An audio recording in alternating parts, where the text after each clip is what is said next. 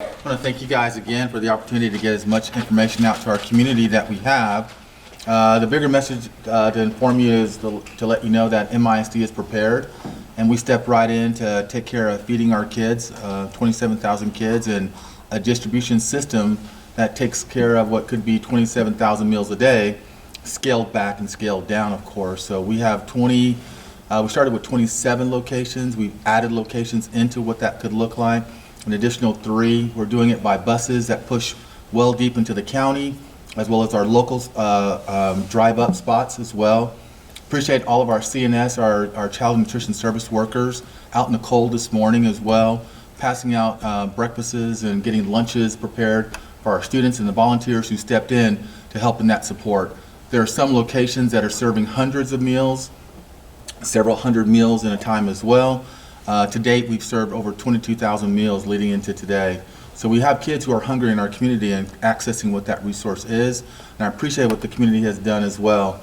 We also activated a weekend opportunity, not able as a district to deliver food on the weekends, but we've shared where on the weekends can kids get meals. So what we did was on Thursday and Friday, those community members could bring that food to our kids in a separate backpack or a package that kids could take home and families could take home for weekend feeding.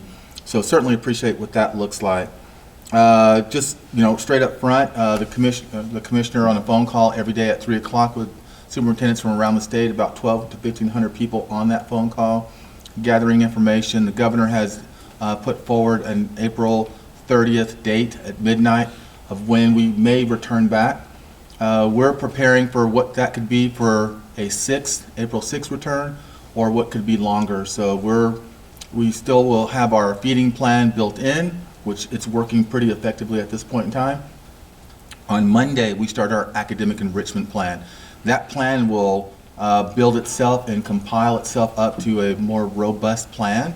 We're working through what technology resources are available. Someone shared that Suddenlink does something, but so does a whole lot of others. So we'll have information for families that here's a resource that you have to gather what that could look like. Here's what we have, and here's what we're partnering with the city's technology team on what we might do in parks and polls and all, and trying to boost what Wi-Fi could look for families. So I'm proud of the team that has put together what that could look like. So we have high-tech, families that are resource rich in regards to you have a printer at home, you have a laptop, a tablet, a smartphone, you have Wi-Fi, you have these resources at home to access what we're calling the high-tech end. It's a great resource. You can go into websites, you can navigate tools, and it could keep you in play for your learning. Then we have our low-tech end, because we want to certainly keep students active in what that could look like, and those are packets that we've designed that happen during the same feeding time, so parents and students can collect their academic packet and move on. The academic packet, is a week's worth of material. So it's quite a bit of information for parents to have that navigate what are the 4 core areas: English, Math, Science, Social Studies. It builds in enrichment in those areas. It'll come with fine arts and PE and health as well, so families can understand how to set the day. There will be an agenda that comes with it, in essence, to say your day could be structured this way. Routines are important. Develop a routine so when kids come back into play, they're ready to engage into the academic setting. Sleeping till 10 and staying up till 2 in the morning is not a routine. That's out of routine. You want to keep kids in play, not saying wake them up at 5 in the morning, but I am saying, do not, work on a sleeping schedule that builds in the academic, the health, and the exercise, and what we call recess for our little ones. Just some things that we're working on that people have questions about. Graduation, still a conversation that we're having. We're preparing either way, whether we have graduation or graduation becomes something that we have to think differently around based on what our closure could look like. Last bit, our board meeting is going to be done virtually.